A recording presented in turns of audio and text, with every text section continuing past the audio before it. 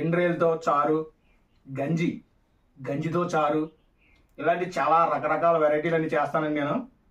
Hi అండి అందరికీ. నేను మా కోస్తా జిల్లాలో దొరికేటువంటి సముద్రపు ఈ నెత్తళ్ళు అంటారు, ఇవి పచ్చి నెత్తలు అనమాట. సముద్రపు పచ్చి నెత్తల్లో వీటిని గ్రేవీ కర్రీ తయారు చేసి చూపిస్తాను మీకు పూర్తిగా. ఫ్రెండ్స్, శుభ్రం చేసుకునే విధానం చూపిస్తున్నాను ఫ్రెండ్స్. ఇవి శుభ్రం చేసుకోవడం చాలా ఈజీ. చూడండి ఫ్రెండ్స్, ఇలా తలకాయని చాకుతో ఇలా కట్ చేసి ఇలా కింద పొట్ట భాగం ఇలా జస్ట్ కట్ చేసి ఇలా తీస్తే పొట్టలో ఉన్న చెత్త అంతా, ప్రేగులు, లోపల వేస్ట్ అంతా బయటకు వచ్చేస్తుందండి. చూసారండి, ఇలా తీసుకుని అలా జస్ట్ తోక కట్ చేస్తే సరిపోతుంది, అంతే. తలకాయలు తోకలు తీసేసిన తర్వాత ఎలా ఉన్నాయి చూడండి. ఇప్పుడు మళ్ళీ పులుసు అంతా శుభ్రం చేసుకుని ఒక బండగేసి రుద్దుకుంటే మొత్తం శుభ్రం అయిపోతాయండి. శుభ్రం చేసుకునే విధానం చూపిస్తాం చూడండి. ఇలా తోక దగ్గర నుంచి ఇలా గోరు పెట్టి ఇలా అంటే పులుసు వస్తుంది చూసారండి. ఇలా పులుసు ఒక 10 పీసుల దాకా, అంటే 10 చేపల వరకు ఇలా తీసుకుని అప్పుడు కింద బండనేసి తోముకుంటే ఇందులో ఉన్న చూసారని బ్లాక్ కొవ్వు లాంటిది ఇలాంటివన్నీ బయటకు వచ్చేస్తాయి అనమాట. చూడండి ఎలా ఉందో. అలా ఓ 10 పీసులు అలా మొత్తం శుభ్రం చేసుకుంటే క్లీనింగ్ అయిపోయినట్టే.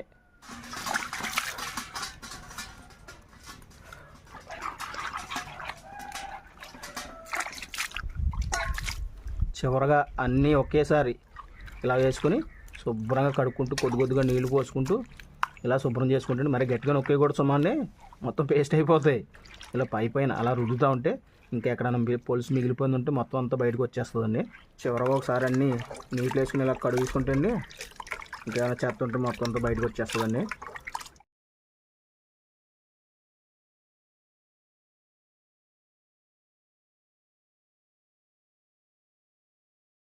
ఒక స్పూన్ జీలకర్ర, ఓ 10-12 చిన్న సైజు వెల్లుల్లి రెమ్మలు తీసుకుంటానండి నేను.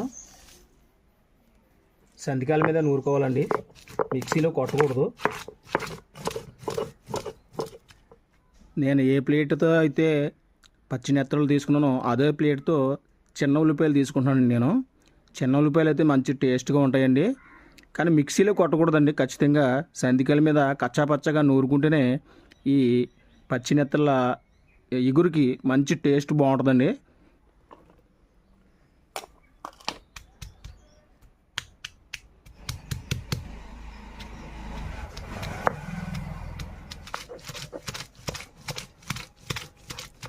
ఈ ఉల్లిపాయ పేస్ట్లోనే ఒక 5 పచ్చిమిరపకాయలు కూడా వేసుకుని దీంట్లోనే కొట్టుకుంటున్నానండి నేను.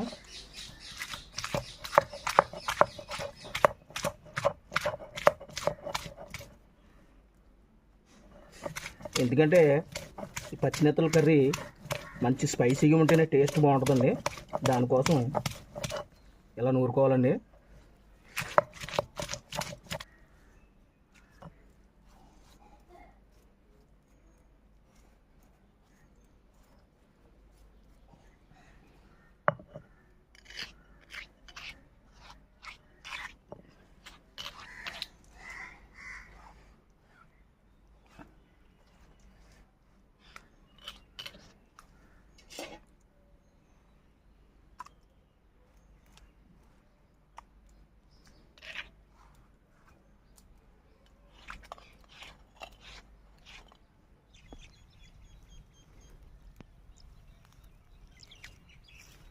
స్టవ్ వెలిగించుకునండి, ఒక కళాయి పెట్టుకుని ఒక 8 స్పూన్ల వరకు, ఎందుకంటే ఇది కొంచెం పెద్దది, స్పూన్ల కింద చెప్పడం అర్థం కాదు, 8 స్పూన్లు అనుకోండి ఆయిల్. ముందుగా నూరుకున్న ఉల్లిపాయ పేస్ట్ దీంట్లో వేస్తున్నాను నేను.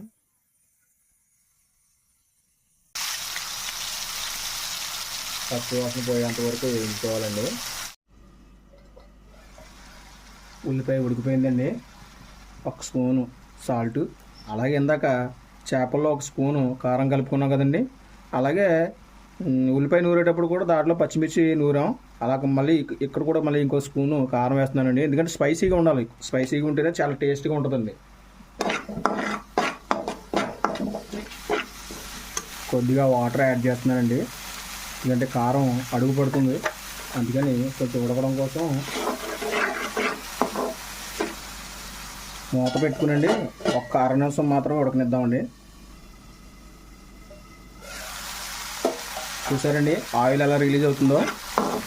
అంటే ఆయిల్ రిలీజ్ అవుతుందంటే ఉల్లిపాయ మొత్తం ఉడిపోయిందండి.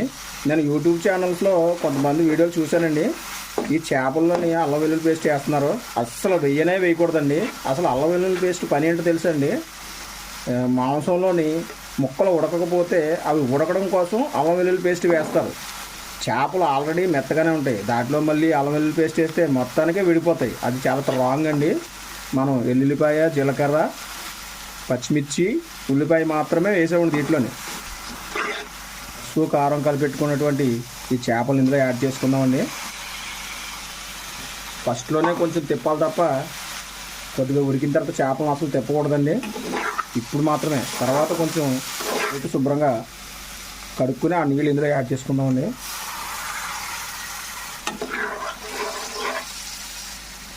గరిటెతో తిప్పకుండానండి చేతితో ఇలా కదిలించుకోవాలండి. మూత పెట్టుకుని ఒక 2 నిమిషాలు ఉడికించుకుందామండి. 2 నిమిషాలు అయిపోయిందండి. ఇప్పటి వరకు కూడా కూర హై ఫ్లేమ్లోనే ఉడికించామండి. ఇలా తిప్పుకునండి లో ఫ్లేమ్లో పెట్టుకుని ఒక 2 నిమిషాలు ఉడికించుకుందామండి. 2 నిమిషాల పాటు లో ఫ్లేమ్లో ఉడికిందండి. ఆ ఇంటి పెరట్లో కరివేపాకు మాకు ఎప్పుడు ఉంటుంది కాబట్టి లేత కరివేపాకు వేసుకుంటానండి నేను. లాస్ట్లో ఫైనల్ టచ్ అండి ఇది. మంచి ఫ్లేవర్ స్మెల్ రావడానికండి. మీకు దొరికితే వేసుకోండి, లేకపోతే కనీసం కొత్తిమీరైనా యాడ్ చేసుకోండి ఫ్లేవర్ కోసం. బాగుంటుందండి. లేతదైతేనే బాగుంటుందండి, ముద్రది ఎప్పుడు వేసుకోకూడదు. అంతేనండి, పచ్చి నెత్తళ్ళలో ఇగురు రెడీ అయిపోయిందండి. ఇప్పుడు రైస్లో వేసుకుని తిందామండి. ఎలా ఉందో చూసి చెప్తాను మీకు. ఇగురు రెడీ అయిపోయిందండి. తినేసి చెప్తానండి ఇప్పుడు ఎలా ఉందో. వావ్, వేడి వేడి రైస్లో అలా వేడివేడిగా వేసుకుని తింటండి. ఇలా వేడివేడి రైస్లో పచ్చి నెత్తల కర్రీ వేసుకుని తింటే ఉంటుందండి మరి మజా. బాబా అమ్మా, సూపర్. ఎంత బాగుందండి, అంత బాగుందండి. బాబా ఏమి టేస్ట్ సూపర్ వచ్చింది. అంతే అండి. మరి మీరు కూడా ట్రై చేయండి. మీకు దొరికితే కనుక మా కోస్తా జిల్లాలో మాకు ఎప్పుడు దొరుకుతాయి. మాకు ఎప్పుడు కావాలంటే అప్పుడు వండుకోవచ్చు మేము. మీరు కూడా ట్రై చేసి మీకు కరెక్ట్గా వచ్చిందో లేదో అన్నది కామెంట్ చేయండి. అలాగే నేను చేసిన ఈ రెసిపీ మీకు నచ్చితే కనుక ఒక లైక్ చేయండి. అలాగే నేను కొత్త వంటలు కూడా వండుతాను. పచ్చి పులుసు, లక్ష్మీ సారు, ఇలాంటి ఎండ్రేలతో చారు, గంజితో చారు, ఇలాంటి చాలా రకరకాల వెరైటీలు అన్నీ చేస్తానండి నేను. అవన్నీ కూడా నేను చేసి మీకు ఛానల్లో పెడతాను.